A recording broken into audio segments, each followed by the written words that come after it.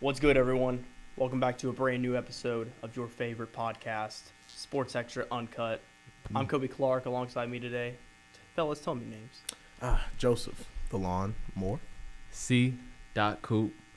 We working on it. C. Coop. Comes with a new nickname every day. I like C. though. C. like is that? nice. C. C. is nice. I like C. that. goes hard. I like I'd that. agree with that. I go C. Today we're pretty much just going to be talking about, just everything that has been going on the last weekend in the NBA All-Star break, from the Rising Stars Challenge all the way up leading to Sunday night's matchup in the All-Star Game, where a very historic moment happened in Jason Tatum, but we'll get into all of that. That was insane. Yes, sir. Yeah. Everyone involved, but make sure you guys just follow and stay up to date on all of our social medias at WZIS-FM. That QR code down there takes you to our WZIS-FM webpage, where you can look at all of our other stuff like articles, when we're going to be online, and it just takes you to all those little links down there as well. Don't mind the 2:30 start, we're a little late. we good. We good. Don't worry about it. So fellas, let's talk about it. Mm-hmm. I guess we'll just start with the Rising Stars Challenge. Anything that really surprised you, or players in general to be mentioned? Word. I mean, there was just so much young talent in the league, and the Rising Stars Challenge is kind of just reminiscent of that. I feel like if I can't go into the specific statistics, but if you kind of went around and kind of averaged out the age of the Rising Stars, and you know what I mean, and if you averaged out their points per game, points, assists, rebounds, all their totals and stuff, I would say this is probably the most talented Rising Stars event that we've had in a long time. And, this is just reminiscent of, once LeBron retires in the next few years and stuff, the league is in really, really good hands, It is. with, the draft class that's about to come in, and you have the people who are already in the NBA who are, rookies and sophomore seasons and stuff. There is just so much talent in the NBA and just in general, just very exciting. I think that the Rising Stars Challenge was probably one of the most competitive games in All-Star Weekend. I think that it was way more competitive than the actual All-Star game, which is sad. And I feel like it's more flashy, though. it's more flashy, but it's still competitive. I could tell those young guys want to prove a point. Those young guys, that's their first time being at All-Star Weekend, and you can tell that they're hungry and aggressive. I think that, like what Joe was saying, which is brilliant, we have – I'll take that. Yeah. We have so much young talent in NBA during this time, just the wingspans, the athleticism, the league is in really good hands, and I think that NBA players now are coming in way more developed than they once did. So that's why All-Star games and Rising Star games will be better coming eventually. I absolutely hope so, because going back, even just recent years, we've seen players such as Luka, Trae Young, Jason Tatum go through the Rising Stars game, because that's really I guess a little bit of a challenge, I guess you can say, into the next step. Yeah. And we get to really see their talents. We get to see their talents on a whole other level, in actual NBA competition. For sure. But with this, it's just, more relaxed, laid back, because they're not really playing for anything. Unless, it's for, money for charity. Yeah. Which I really like how I feel like that's more of a way that it gets the players more involved in that, and more just increased level of excitement and just physicality. That's the thing. When they implemented that, obviously at first, overall, a net positive just with donating to charity and all that. But I think there's only, so much that the players really care about the, games. And I do think that's the thing that I like about the Rising Stars, specifically, just because, the young players, they just kind of want to go and hoop, you know what I mean? And, of course, they young, they confident, they have that swagger. They want to make sure that they have, compete and just make sure they don't look scrubs in their first, All-Star weekend, they're participating not in the All-Star game, but, just hope, participating on a stage like that. To where they can showcase their abilities to fans that, more casual fans who don't know their game, not familiar with who they are and what they do on the basketball court. So that's just, I feel like the Rising Stars is always going to be a little bit more competitive than the All-Stars, especially now since so many of the All-Stars are so, so seasoned. So, they've been there, 1, 2, 3, 4, 5 plus times. So they just know that, this is what it is. I think it's also good to see new faces on the TV screen. For like sure. what he said, Always. the casuals mostly don't know guys like Jose or guys like Keegan Murray. They don't know the players that just got drafted and the guys that have great stories just like Jose, for example, being undrafted, barely making the NBA, G League, bounce back, and he ends up winning MVP for the Rising All-Star game. So it shows you that, like, dedication and hard work really can get you a lot of places in this world. And it also shows how hard it is to get in the NBA, because this guy was an MVP in the Rising Stars game, and then a year ago from now, he wasn't even in the NBA. So it shows that, like, man, the Rising Stars game is just not a game, but it's, like, really portraying these guys' talents and really showing the world what they have in their arsenal. Chris Paul cannot sleep at night with this man. At all. Walking on At NBA. all. Nope. I love Jose Alvarado so much. Oh, like, so I good. love this dude. He's just so, like, gritty. I think he's like a new age Pat Bev. You know what I mean? He's the type of person that, I can see it. they're very similar because, like, Pat Bev and Jose Alvarado really had to, like, grind out the mud in terms of making sure they secure an NBA roster. They didn't have it easy, either growing up and going into the NBA, just trying to find themselves in any type of professional sense. And then ultimately when they have that opportunity, they take the most out of it and, have that grit and grind type of, mentality to where, that just reflects in their game. And that's something that fans love. We all have that one player on our favorite team that, like, isn't really the best, like, talent-wise, but they gon' do the dirty work. Exactly. They come to play. They bring the attitude. They bring the energy. Like, from game to game to game, they just always gonna be there, and they're sometimes fun to watch. That really, like, players like that made me fall in love with the NBA. Truly. Yeah. Can we just mention? Every time I think of the name Pat Bev, the next 5 are mine. When he told Steph Curry that. The next 5 was his. He talked, No. sometimes, you have to kind of compensate with something. So, hey, and that Lakers team was no joke now. Like, they were nice. I mean, Clippers team, they were nice. They were pretty nice. I mean, Pat Bev was sitting it, Well, but, I think he's running out of time. his time is done now. Yeah. And that's why he's going at to least he got signed by Chicago. the Bulls, He's yeah. going to Chicago where he's from, and I think he's going to end his career over there.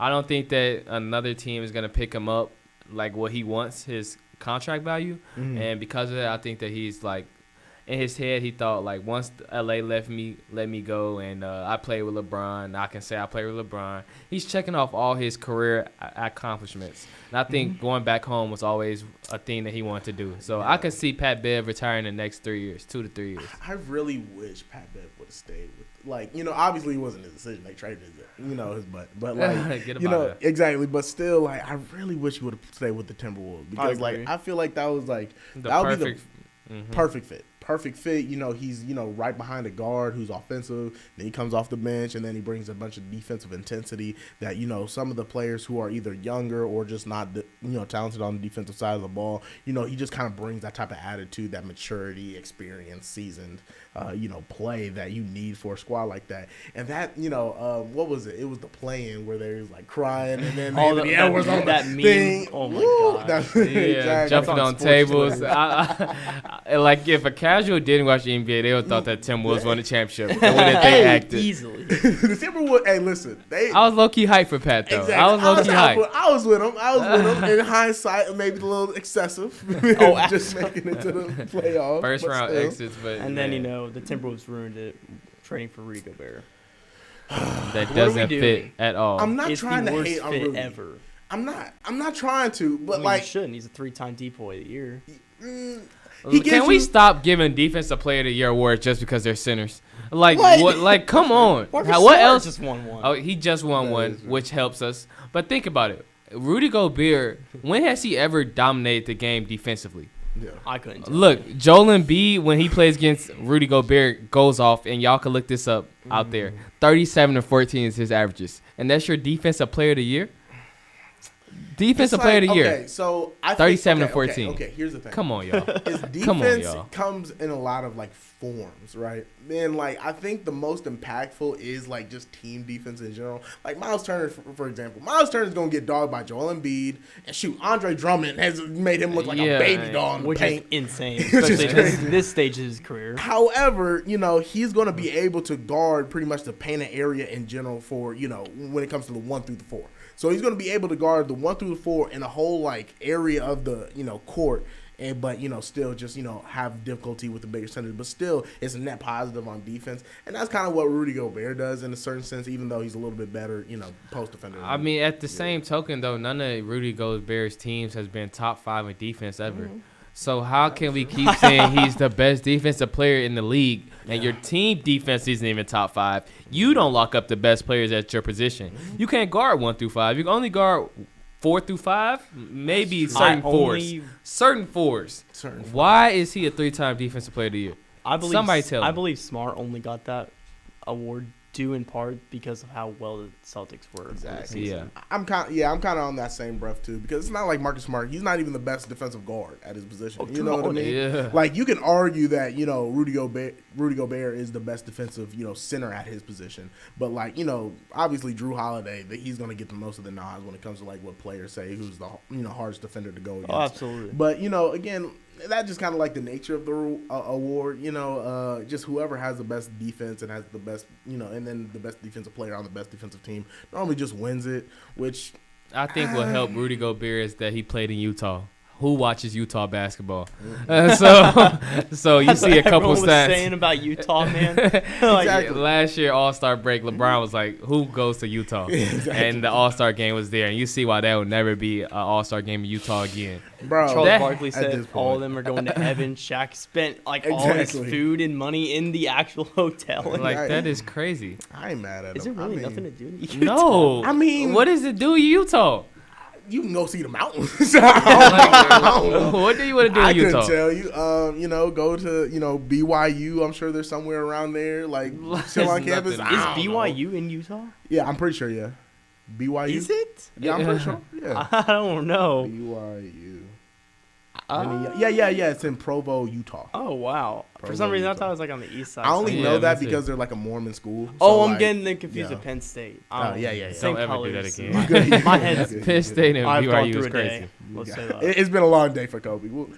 It's not even 3. When's lunchtime? Man, I'm saying lunch break. But yeah, that's true. But man, I low key really, I just hope there's some type of big revolutionary shift with the All-Star game. Oh, and absolutely. I need like the prestige to come back. I need like players to just like want to come back, because that was a big landmark achievement for so many like solidified all-time greats. Just to play in the All-Star game against other greats of the game and stuff like that. But like now it just feels like maybe it's because like the league's too buddy. Like, maybe they're just like, oh, I might be able to play with him, so I don't want to get on his bad side. And maybe it's too friendly, which is like, normally I'm a, proponent for like, let's be positive. Let's, let's everybody hold hands, kumbaya. But I want to see the other dude want to just punch it on the other dude. Yeah, what I mean? This is like a glorified layup line. Like what Jaylen Brown said. Like, what is this? The All-Star game, like you literally sit down and watch and they're just coming up, shooting threes. Like I seen LA Fitness better defense. I seen the Indiana State Rec better defense than the All-Star game. They near more entertaining too. More entertaining too. Like, come on, y'all. Like, we are all great NBA players. You guys are all the top of your games. You have to put in some effort. I can see like, okay, I don't want to get hurt, but that don't mean you don't give no effort at all. Oh no! Come on, where has the game changed? Where we don't put in no effort at all in the All-Star game? It's crazy. Like thinking about it like 30 years ago, that's insane to hear. I feel like social media low-key ruined it. So, that's a good point. That's not bad. Very good point. Social media has ruined a lot of things, but it made great things. I mean, people are complaining about the Pro Bowl, All-Star game. I mean, the only real competitive one is like the MLB one, and that's just because the winner of that gets home field advantage in the World Series if your team makes it. Yeah, which pretty cool. Should the NBA do that too? I think that's not bad though, because like what we just said, a glorified layup line in the NBA, and NFL is just flag football at a Thanksgiving bowl. Mm-hmm. Like, what is this? Man. And I low-key really like that, because they'll just make like, because normally the best players, like KD is going to be sitting out. Like LeBron, I think didn't he go out You know, in the first half, Giannis played 1 minute. He literally came in, did a layup, and subbed himself out. Remember when Drew Like, Holiday, what are we doing? He only played 1 minute. Yes. Yeah, What are we doing? He's the crazy. team captain. He's the team captain. Man, and that would, like, you know, players like Giannis, players like LeBron, they would want to actually play because, like, you know, in all chance, because they're all great players and they all, like, strive to get to the championship. Yeah. If they wanted, then, you know, it would probably not be win, but probably like MVP, more like the team, you know, that you're on with MVP that would actually get the home, you know, court advantage and stuff. But still, I think that would be just fantastic for the league. I think there's just got to be some like a added motive. Just something. Like yeah, they exactly. need a motive.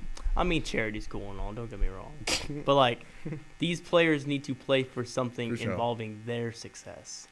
Because ultimately players are just selfish, and I mean that's just kind of the nature of sports in general. Like obviously you want to get yours, but you know still, I definitely agree in that sense.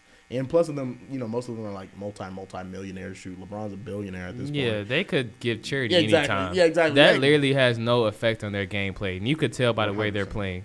It was a glorified layup line. And like I stopped watching after the first half because I had homework to do. But not only that though, wasn't entertaining. It wasn't the NBA All-Star games of the 2001s, the 2006, Exactly. Like what? 2010s. Where have the times gone? Maybe even 2014. Oh, that's what I was We thinking. sound like some old heads right now. I like to say we like back in my Bro, you game, remember the those, like- All-Star game. You remember when Paul George was like one of the top players in the East and they had that like the navy blue Yeah. with the green jersey? That was like the West was wearing the red. The Kyrie's. That's Oh. when Kyrie just came to Cleveland. Well, he just got drafted there, and he was hooping. That's when LeBron said, "Yeah, I'm gonna need him. I'm gonna need that one. I'm gonna need that guy." Yes, sir. Yes, sir. Dude, I don't know That's what crazy. happened in the All-Star game, but like That's even integrity. 10 years ago, like we're talking about, it was way more fun. And 5 years ago, I mean, you could say the aggressiveness was still there, but like just the last couple of years, like It's just. just nowhere to be found.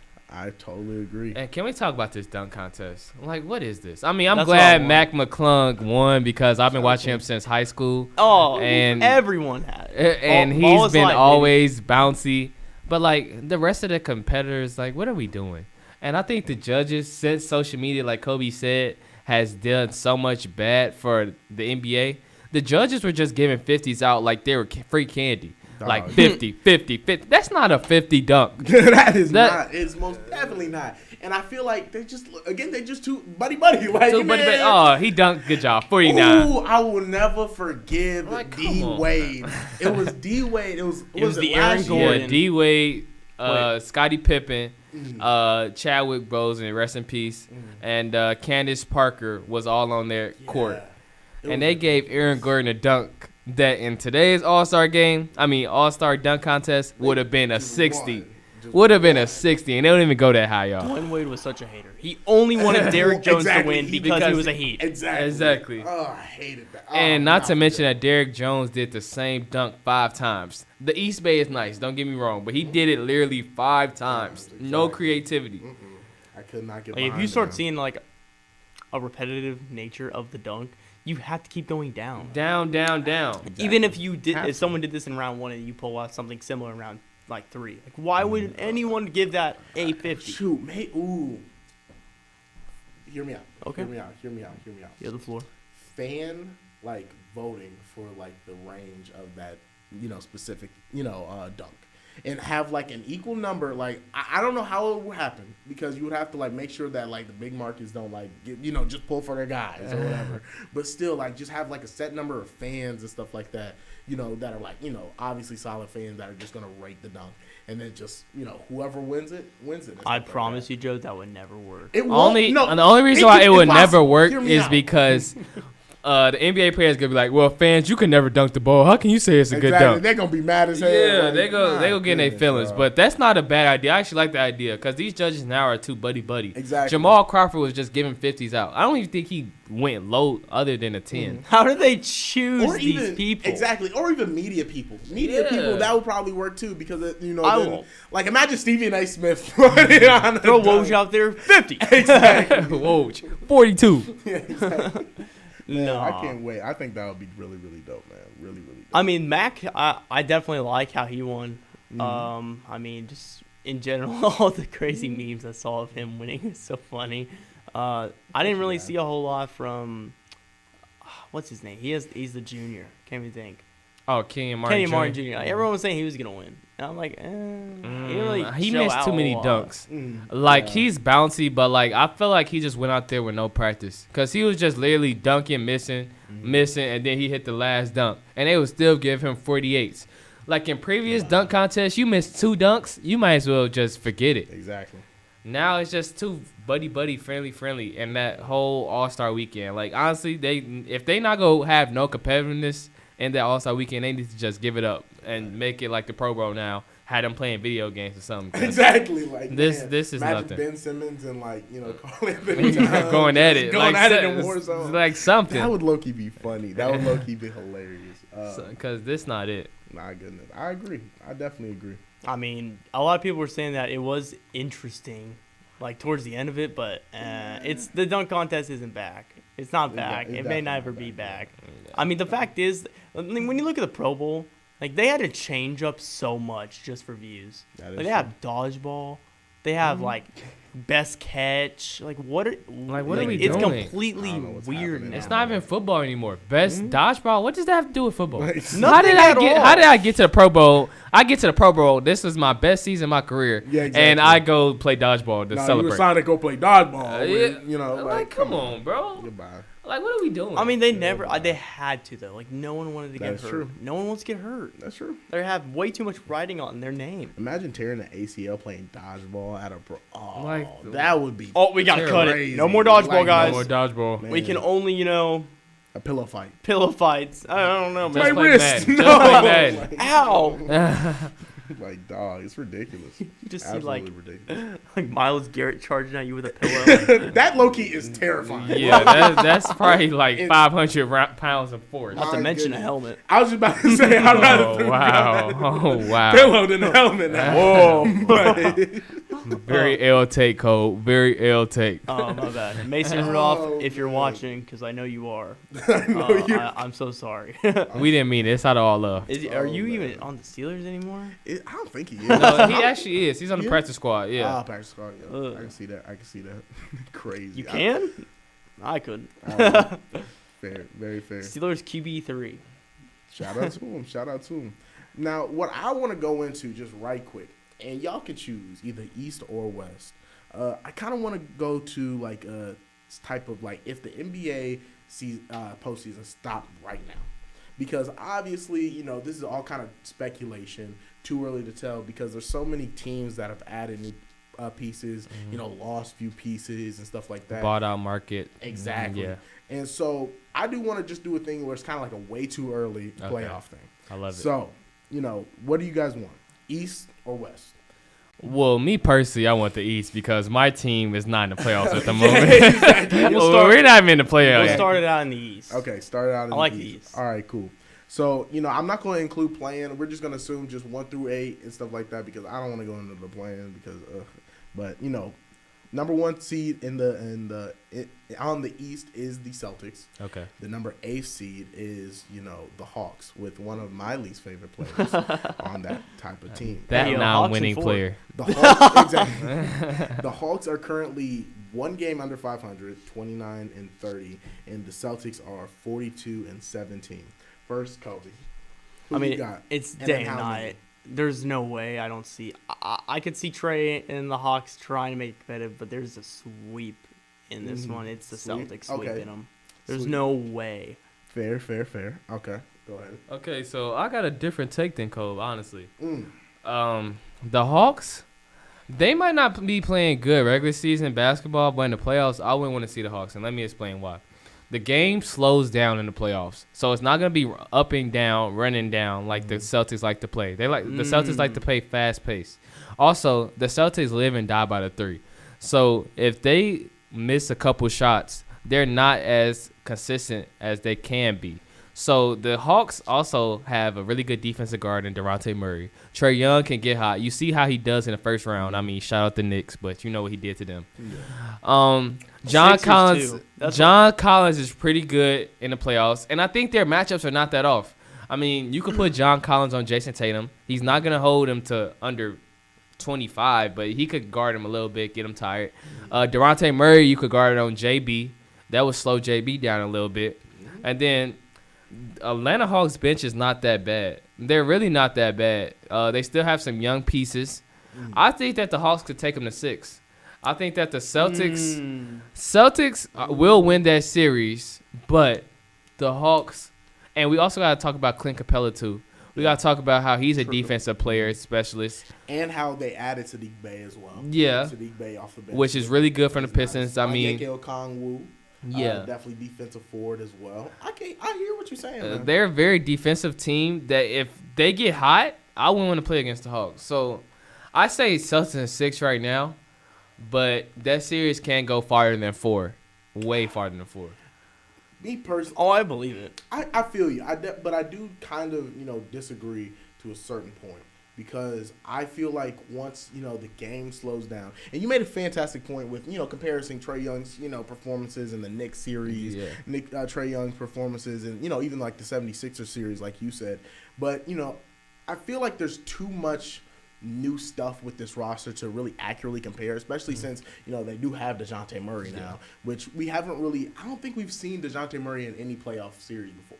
We've seen him in the Houston series when he was younger, but we haven't seen him. He was like a rookie. Like, yeah. I think it was like the same year like the Spurs got eliminated by the Clippers. Yeah, exactly. So, we haven't seen him like older. So he's not really super familiar with playoff basketball, and not even like and he's not even in the same team that he was when he had that type of playoff experience. Yeah. So you're on a new team. The fit between you and Trae Young is a little bit questionable right now. Definitely. And I don't think that the playoffs, if they started today, would kind of like fix that. You know what I mean? I think Trae Young is probably a better half-court player than DeJounte Murray. I feel like DeJounte Murray does have, a much better time when it's, like, really free-flowing in, like, a full-court setting and stuff like that, to where he could just kind of get out and just, chuck it down court. Yeah. And I believe, like, some of that kind of, like, intermingled with, Trae Young, because Trae Young likes to do it, but still he's going to be able to, kind of, be able to make a little bit to, like, make sure that some of the players are open. So I could see, like, there being just so many, like, just kind of missteps against a team in the Celtics, which is just like a well-oiled machine at this point. So I'm gonna give it to the Celtics at 5. Okay. Personally, just because I just feel like the Celtics just they're just like that. And another interesting matchup in the next round, we have the Bucks at the 2 seed, 41-17 against a team that they're very familiar with in the playoffs, in the Miami Heat at the 7 seed, 32-27 on the year so far. Now, that's actually pretty interesting. This is that's interesting. A good one. This is very interesting. Now, it depends what kind of Jimmy Butler we're getting. That is true. Because Jimmy can just absolutely torch a defense. I think Jimmy Butler in the playoffs is top 5 player in the league. I wouldn't say top 5. I wouldn't say he has to get a deeper run. In the first round, though, he's been bounced before. He's been bounced before, but look at last year.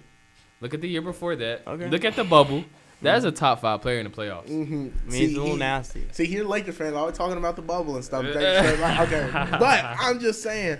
I mean, like, I can't say that because I am a diehard Pacers fan and I despise Jimmy Butler in the Miami Heat. You do. But like, let's be honest, y'all. We got to start being honest on this. What was it last year? Weren't they swept by the Bucks? No, last year they got to the Eastern Conference Finals. The Heat? Yes. I believe in the Eastern. Yes. What was it? Last year. What was that? No way. 2022. I don't think they did. Because Jimmy Butler missed the jump shot. Bucks, wasn't it? No, it was the Celtics and the Heat. Jimmy Butler missed the shot for the 3-point. Was it really the Heat in the Eastern Conference? I remember him missing. I definitely remember that. Was that. I'm actually right. Hold on. Like sometimes out here, y'all, I ain't gonna lie. Like whoa. They were the 1 seed. Shut up. The Heat? The Heat? Last year, yes. Last year. Yes, last year. I feel like this was like 3 years. No. Wow. Jimmy Butler had a top 5 run last year in the playoffs. Right. Yeah, I'm thinking about 2 years ago when they got bounced by the Bucks and stuff. That's crazy. The Bucks and the Heat match up so many times. But yeah, they had a fantastic run last year, but I do think the Jimmy Butler that we're seeing this season is a different Jimmy Butler than we saw even last year. I mean, last year he didn't have the greatest stats either. I mean, last year he was in and out of the lineup. changing his hairstyle. That's Didn't know if he wanted all- fake It all dreads. started with that. Didn't know if he wanted so fake bad. dreads. Exactly. But hey, man, when you see Jimmy Butler in the playoffs, I wouldn't want to play him. I mean, they have a Bam. They just got Kevin Love. They're getting deeper and deeper. They're gonna make a good run. But what I think. kind of Kevin Love are they gonna get? I mean, he don't need to be the Kevin Love from 2016. He just needs to come in there and give him a solid 20 minutes, better than Udonis Haslam would give him. Why is he still in this league? Yeah, better than Retire, Deadman. please. Exactly. Like, again, I can't say, like, what we see from Miami Heat this season, though, has left me too much room for hope. Granted, like, you know, like you said, just last year they were the number 1 seed. They, you know, made all these, you know, really, really good runs and stuff. Went against the Atlanta Hawks 4-1, and then the 76ers 4-2. You know, and then Boston took them to 7 games.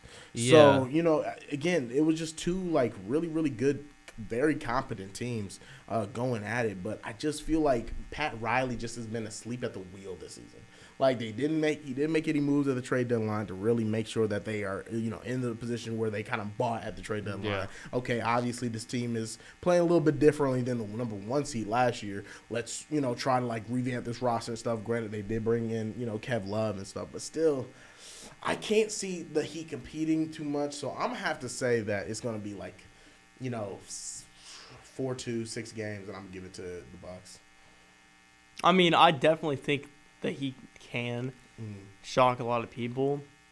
If they do, I'm gonna be extremely livid. by But the way. I mean, we're talking about Giannis here. Giannis is just absolutely different when he's healthy. He's a monster. I would not bet against him. I mean, the fact of the matter is, the Bucks team is only going to get better. I think with the addition of Jay Crowder, it will help them. Yeah, And of course, we know how Drew Holiday works well. amazing. I just don't see Miami pushing him, but I could also at the same time, I don't know. I don't think they'll win a series, but I'm feeling a 6-game series like you, Joe. I think Milwaukee will definitely. Jimmy will just make and take over a game in like two games, I think. For sure. And then, you know, everyone will come around him. Like Tyler Hero off the bench, one of the better players. I mean, he's just a deadly 3-point shooter. This team has the defense. They have leadership and they have experience. But unfortunately, you're running into a 7-foot Frank Train of Giannis on the bench. Yeah, like You're not going to But do at it. the same token, we also have to think, which Chris Middleton are the Bucks getting? Chris Well, Middleton good has choice. been hurt that is the true. whole That's a good season, point. and That's Giannis needs Chris Middleton to spread the floor. You take Chris Middleton off the court, Good point. and you take Chris Middleton defensively off the court. We're talking about a different team now. Am I saying that Bam Adebayo can go one-on-one with Giannis? No. But what I am saying is that he can't contain Giannis. I mean, Giannis, his worst career playoff series was against Miami Heat. Let's not forget that, guys. That's very true. And it's the same coaching staff, so basically the same type of player builds. I wouldn't just close the book on this Miami Heat team. You also have Jimmy Butler that career he averages 25 points against the Bucks all the time. And in the playoffs, first round, Jimmy Butler always averages at least 24 to 25 with 10 rebounds. That's true. So They fear Jimmy Butler. I would fear Jimmy Butler if I was the Bucks, and I don't think the Bucks really want to play the Miami Heat. That's why I'm not gonna say the Bucks in 6, but Bucks in 7-ish. Okay. I Bucks could in definitely 7-ish. see the 7. See, I because can. yeah, that's what you saying was like really, really good because like I remember that like Heat series where, you know, basically the Bucks bounced the Heat in like 7, got them up out of there, but a lot of that was due to like I remember Chris Middleton hit a game winner. winner. He had a game winner. Chris Middleton had was averaged like saucy. 28 points that series. Chris he was Middleton nice. is a dog. He really So- is a dog. People need to put respect on Chris Middleton's name like a lot more because he Way is more. nice. Y'all remember when last year at the All-Star game, I think it was either last year or 2 years ago, Giannis drafted him first overall. Hey, listen. he learned from his mistake. Hey, exactly. I'm not mad at him. No, but to go off what Make CJ the said, point. I definitely know Jimmy can do this, but at the same time, with age, he's not old, don't get me wrong, but he old. I mean, there's going to be a way. If they can shut him down before, they can do it again. Yeah. And They can I definitely don't do think it Kevin again. Love is the only, going to be the real cop-out. Like, there's no one around him that's going to give them the support because Giannis keeps getting better. Drew Holiday's defense is improving all the time. They're bringing in more shooters. It's tough. I hope it's a first round series. I do. But I can definitely see Miami taking them to 7. And you don't want to play Jimmy Butler in Game 7. And you also got to think about Kyle Lowry has been a bum this season. But mention Kyle. But he's still a good playoff point guard. Yeah, I mean, like, he statistically, you know, he has experience, and I wouldn't take this Heat team too lightly. I think that we're not putting enough respect on Eric Spoelstra and how good of a coach he is. Oh, no, we are. Absolutely. And he is I think that the Heat could give them a run for their money. I definitely, I see what you're saying, man. Also, fun fact, I just looked at Wikipedia. Jimmy Butler's 33 years old, and he's Jimmy Butler, not just Jimmy Butler, but Jimmy Butler the third. I did not know that. I didn't know. He's never mentioned that, I feel. Yeah, exactly. Wait, really? Jimmy Butler the third. Didn't his parents abandon him? Yeah, exactly. Yeah. He was homeless for a little bit. I think he was homeless when he was drafted. Like, you know what I mean? Ain't that crazy? That's insane. Again, another person just grinding out. We need a movie. I need a movie. Can we talk about how Chris Middleton literally was in the G League for like 5 years of his career? He was. And now he's an all-star.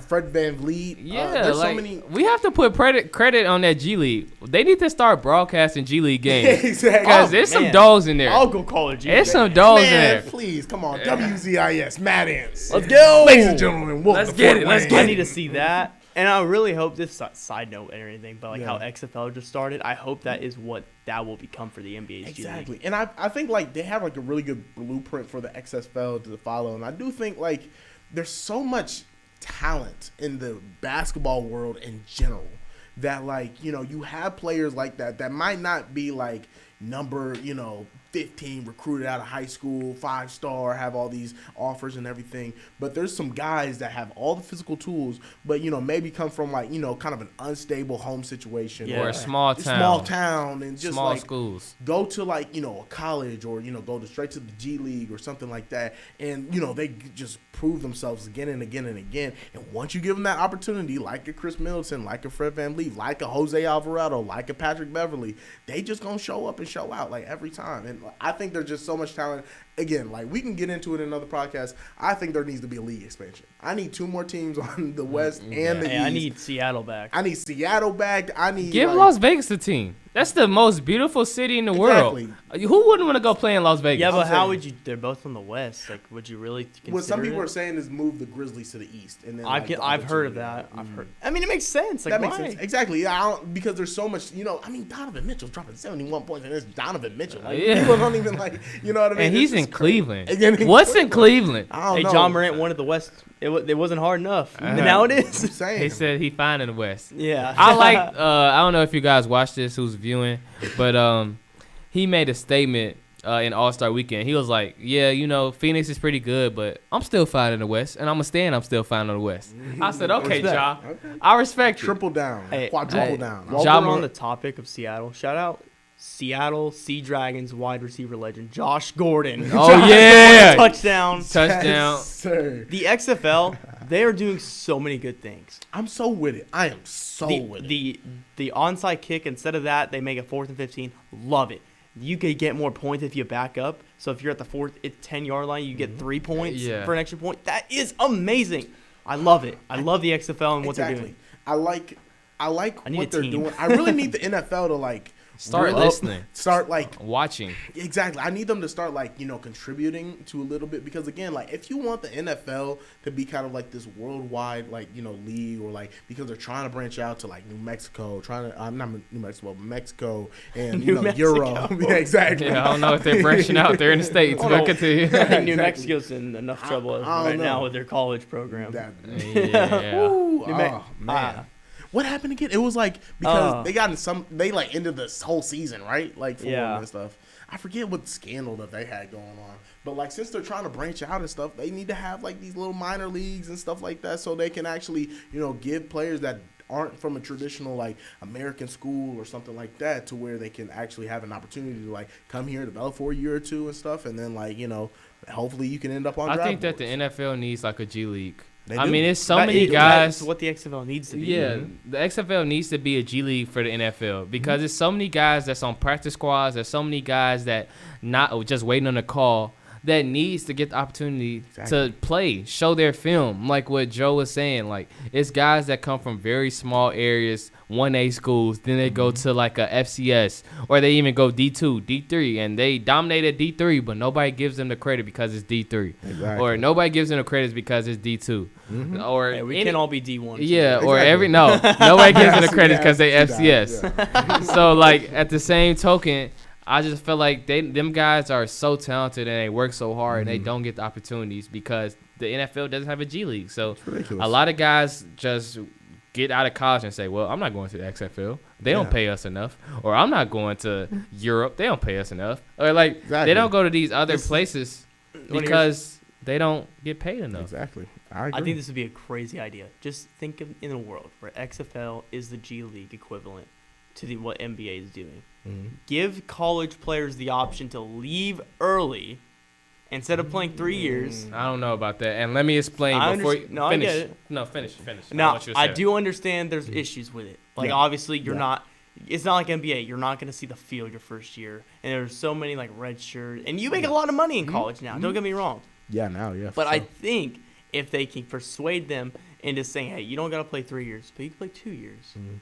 And you show out your first 2 years and you think you're already good to go.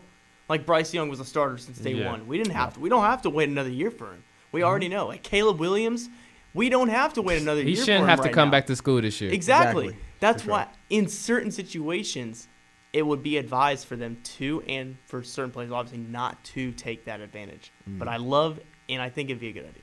I think that you're making great points, but the NBA and NFL are two different sports. And I think that the developmental aspects of a football player is not ready to go to the league at 20, 21. Like, these guys, we could just go weight room. That's why the XFL is right there for them. The XFL, still, them are grown men, too. You got to think about it. Would a high schooler that's coming straight out of high school want to go tackle a 27-year-old that's hungry, trying to feed his family, trying to get to the NFL? He gonna kill that 18-year-old. Especially he coming in like a 5-star. He gonna try to put him on his neck. Try to hit him moving. He gonna get killed. And then that's his career because he trying to feed his family? Like, nah, bro. I love the idea, trust me. But at the same token, these guys need college development to develop them as men, but not only that, to develop their bodies, get them right skill-wise, talent-wise. I don't think that an 18-year-old, I don't care how talented you are, is ready to play against a 28-year-old hungry man that just got his bills for the rest of the year, and he's like, man, I got to make a move. Cardinal dude. I got a Cardinal dude. Like, and that 5-star is ready. Oh, yeah, he's picking him up. It's a little he's different. Going on a T-shirt. Because, you can't really just sit here and compare because NBA, you can be like 35 and still be playing in the G League. Thanks. Like, I remember that one dude on the Lakers did it. Andre Ingram. Yeah. Greatest Laker of all time. Stamp it. Exactly. But I would really like to see, like, I really do if it works in certain situations. Now, you can't have this conversation right now, but maybe 5 to 10 years down the line, when the XFL has, if there's still a thing, which we hope, is bringing in more money, that would be a good incentive because really now college football, college in general, is helping out athletes wanting to stay at school with those NIL deals. That is true. Like, especially if you're, if you're in your third year and you're thinking about going to the NFL, you could be like a 7th-round pick. Oh, man. Might as well just, stay another year. Cash this check quick. Cash this check. And then we'll see, rerun it. Yeah. It makes sense to do it and to not to do it. But we can't have that conversation yet. I think you got to wait 5 years to see where the XFL is at on the market. Exactly. And I definitely, do think the NCAA is going to be, lobbying with, the NFL and stuff. They don't want to take their pool of talent, from them, So I do think, that's just a natural niche for the XFL or, USFL or whatever they, either combine or, one wins out, have that just kind of, intermediate, league and stuff. I think that's just, the perfect niche for them to just slide right in. But, I'll just – whenever there's any type of competition between, sports leagues in general who are over the same players, I do feel like a better talent pool is going to result, whether it's when those two conferences or associations are competing with each other, and when they're or eventually down the road when they either merge or something else happens. I do feel as a fan or enjoyer of the sport, I do think whenever there's type of competition like that, it's always just going to result in a better product in general.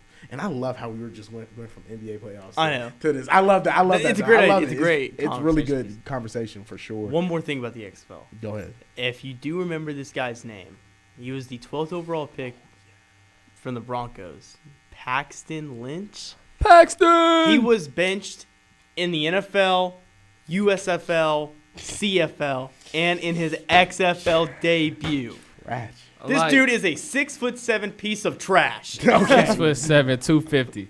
He is not a good quarterback. It's time to be an assistant coach somewhere, buddy. But why would you want him to be the assistant coach? What can he teach you? Obviously, his reads are wrong. Someone Obviously, with the name ability of him. Oh, Paxton Lynch. Oh, let's coach him into a high school or something. You know, we do not need Paxton Lynch to coach any kids. His reads have been off. He's only made it that far because of his athletic ability. But I don't know who's worse, him or the Broncos, for thinking that was a good idea. I can't blame the Broncos at the same token. Because like a 6'7", 250 guy, if you make him halfway decent good, that's a legendary quarterback. So. Yeah, exactly. I am not mad at it. 6-foot quarterbacks are better than 6'7" quarterbacks, and that's a fact. Stamp it. My goodness. I feel like, man, our quarterbacks, why do guys like Paxton Lynch keep getting a chance? Like, as bad as that might sound, there's some guys out here that's hungry, that's coming from, like, different colleges that just won't get the opportunity. Maybe they're hungry. Waiting on calls, and you keep giving this guy that must suck because that has showed you that he hasn't done anything. You have so much more talent, knowledge of the game, and, like, just all the tools, but that's what, man, I hate that about professional sport because they're always going to give it to the dude that's a little bit taller, a little bit, weighs a little bit more, that has a little bit better 40 time than you. Like, it's insane. I actually hate it. All right, Joe, give us that 3-6 seat right now. 3-6, we have the 76ers, 38-19 on the season, going against the New York Knicks. I was going to say their actual name, but I don't want to make it sound like anything else. No. But 33, I can't 20, say that. Exactly. But again, we have the 76ers. Did they make any moves at the playoff? They got Jaden McDaniels, Jaden Daniels. And then you have the New York Knicks who got Josh Hart. So again, that's pretty cool. It's a decent little matchup. I like but Josh Hart. Like, my initial thought is 76ers, against the Knicks. Knicks can't do nothing about 6-5. Nothing about Joel Embiid. Oh man, I don't think the Knicks could beat this team. I really do think if you get the brooms out, they'll get swept. Yeah. I think the Sixers are just. There's no. Julius Randle is not going to guard Embiid. There's no one on the Knicks that's going to stand up to him. Exactly. And he's going to be averaging 34 in that series. I 100%. You think Mitchell Robinson got a chance against Joel? Like, come on. No. Mitchell Robinson is going to look at the scouting report and say, well, it's been a great season. Yeah, exactly. it was fun while it lasted. It was fun while it lasted. Book me my trip to Cancun. I ain't mad at it. I mean, but it's kind of sad because the Knicks are a really, really good team. And we haven't even talked about James Harden. The Knicks are a really, really good team, but I think just matchup-wise, it just kind of sucks. Like, it would be much better if the Knicks went against like a Nets or a Cavs or like another team like that. Shoot, even like the Celtics. I think they would have a more competitive time against them. But I just Joel Embiid, if he's if he's healthy and focused, it's wraps. Yeah, it's over with. It's over with. Going into like the 4-5 seed, the two middle seeds, we have the Cavs and the Nets. And I think this one is pretty quick. It's the Cavs. All right, cool. We on the same page. Hey, the Nets may. Hey, if you. I am not on that page. Whoa, okay. Talk to me. I think the Nets are going to win? I think the Nets in 7. Nets in 7. I like it. Nets in 7, baby. I Mark like it. them. On FanDuel. Mark it. That's a bet that I FanDuel, like. sponsor us. I mean, shoot. And let me explain why. Okay. I say Nets in 7 because their matchups are beautiful for the Cavs. I mean, Darius Garland is a great point guard, but you could put Mikal Bridges on him, or you could put Cam Johnson on him. You can put Donovan Mitchell on Mikal or Ben Simmons, whoever you want to pick out there. We could go down the thing. Joe, what's his name? I'm sorry.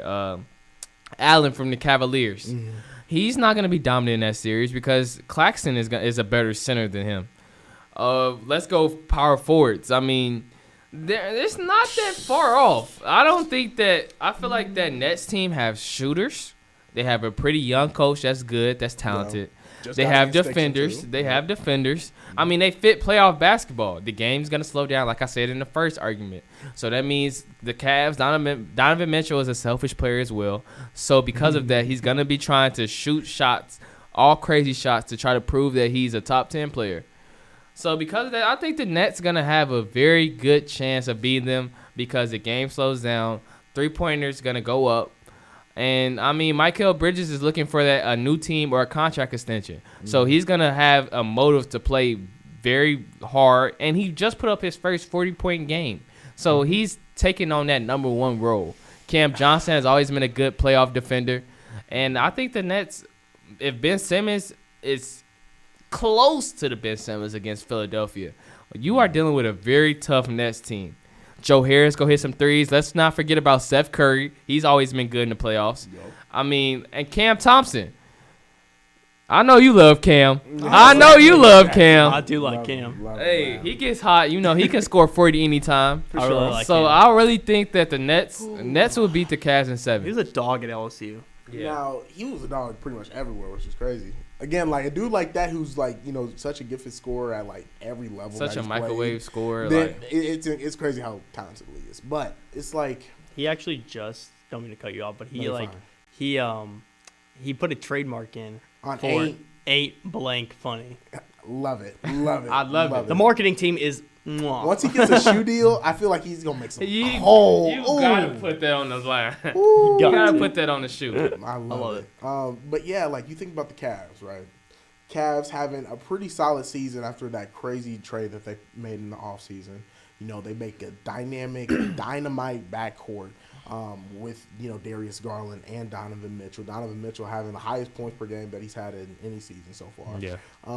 You know, you have Evan Mobley, young defensive star.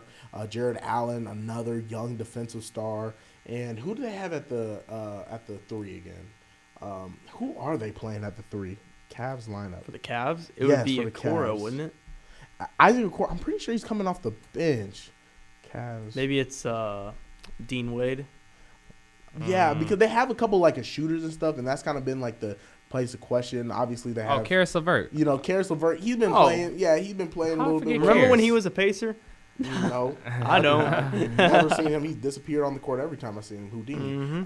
But I mean, like they have just so many really good, like you know, players. Whether it's come off the bench or you know, they even have like Ricky Rubio and stuff. That's you know, just like a really good locker room guy for them. Isaac Okoro. I honestly think Isaac Okoro, if he was on a different team, could you know do a lot more. In that role. He's very like you know rigid in his role right now. But I feel like each time we look at the Cavs, they just have all the pieces, but they're just so young.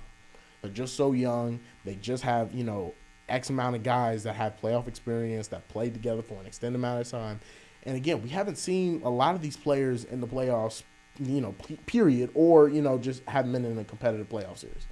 So I see what you're saying. The Nets in 7. They have everything you would want from like a superstar like team, except for the superstar. They don't have a superstar, but guess what? Spencer Dinwiddie is that guy. I wouldn't say he's a superstar, but in the playoffs, for sure. I don't know. He played very good on his last stint with the Nets. Exactly. And they can't guard each other. I don't think Darius Garland can guard Spencer Dinwiddie. I think that Spencer Dinwiddie, if he takes over, the Nets will win in 7. If we're being lucky, maybe 6. Exactly. Book it. Yeah, and I definitely see where you're coming from because I feel like he has the talent. He has the complete talent to, you know, absolutely, you know, change a series. But it's just so hard to bet for him. But again, they play so good. That's why I like your take. Is because they have guys that are like playoff guys. They fit playoff roles. Literally, you got shooters, you got defenders, and you got a guy that can score buckets anytime. Yeah, but I just can't. Nets in 7, maybe 6. Cavs in 6. Cavs in 6. I'd have to go Cavs. I do like the points you made. I don't know about you, but you should be like selling some stuff because you make some very good arguments and persuasions. Shout out to my persuasion class. Persuasion theories. Shout out persuasion you theories. You have Natasha? Yep. Yeah, it's pretty fun. But I think I really do think if Brooklyn were to match up with Cleveland, this would be a very good. I think Brooklyn would be like, all right, this is the one, because I don't think Maybe if you look at the other top No, three, I don't think that Philly, they fit. Milwaukee, or Boston, they're not running it. Exactly. But, there's still plenty of time in the season. Like, a lot of these Eastern ones won't even happen.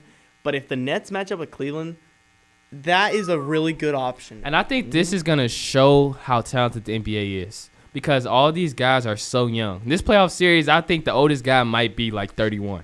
That's a star. Not even a star, a role player, Ricky Rubio. Just gets minutes. Yeah. It's just, it's Rubio. So this guy is like, this is literally proving how our league is going to be in such great hands once our old guys leave. My goodness. I love NBA. I would say my final answer being Cleveland in 6. I just don't think Brooklyn can finish the game. I agree. You got Donovan Mitchell.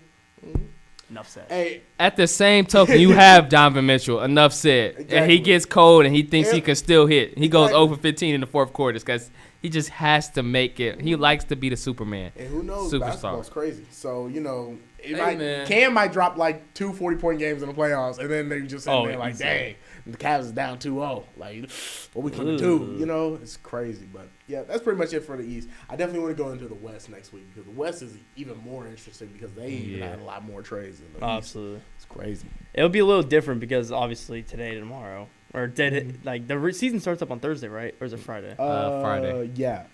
And like even in the West, like say if the league done, the only matchup I just want to just mention just as a teaser, the Clippers will be facing the Suns if the league ended today.